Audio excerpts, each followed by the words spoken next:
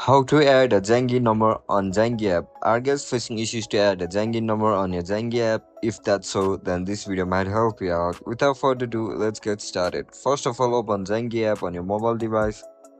Once you open up the app, now click on the contact icon. Once you click on it, now look at the top right corner of your screen where you can see the plus icon. Click on it.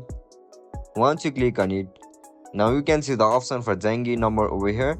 Just paste your Zangi number. Once you paste it, click on done. And that's it guys.